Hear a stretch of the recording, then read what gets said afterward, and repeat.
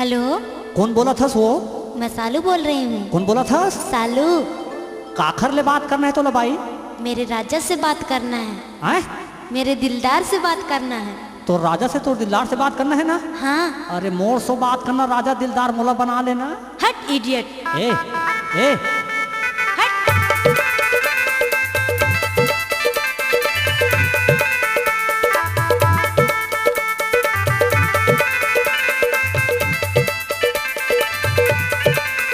हे जवानी रसदार, हरे हाथ में मोबाइल, स्टाइल मारत रेंगे छोरी रे, स्टाइल मारत रेंगे छोरी रे। हे जवानी रसदार, हरे हाथ में मोबाइल, स्टाइल मारत रेंगे छोरी रे, स्टाइल मारत रेंगे छोरी रे। अखियावत मारे लाइन, कहरावत है जवानी, स्टाइल मारत रेंगे छोरी रे, स्टाइल मारत रेंगे छोरी रे।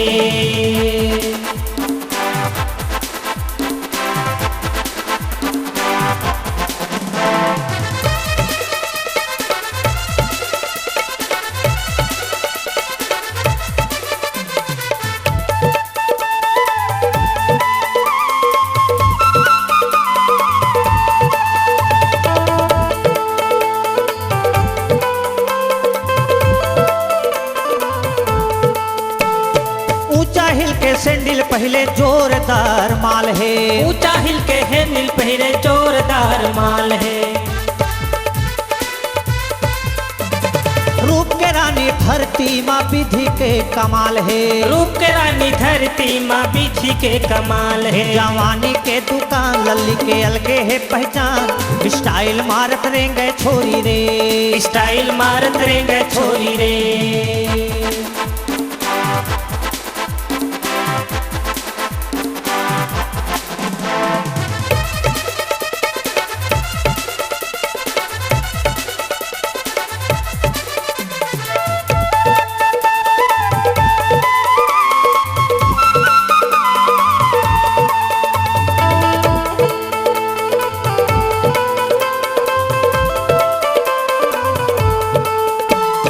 छितरे है बाल बुलबुल अलगे है कट, छितरे है बाल बुलबुल अलगे है कट।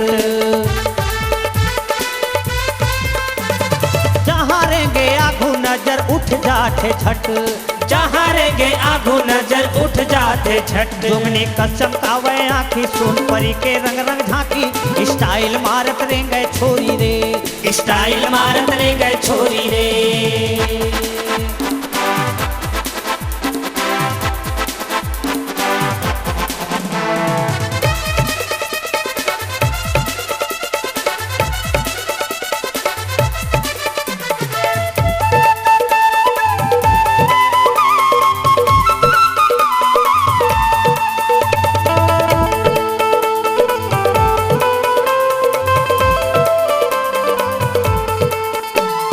करिया के पेंट आधा बाही के कुर्ता, करिया के पेंट आधा बाही के कुर्ता।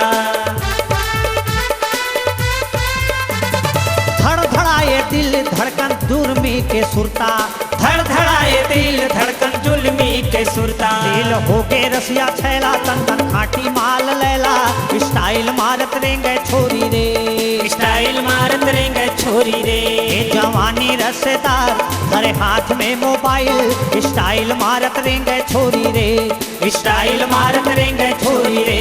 हे जवानी रसदार, हरे हाथ में मोबाइल, स्टाइल मारत रेंगे छोरी रे, स्टाइल मारत रेंगे छोरी रे।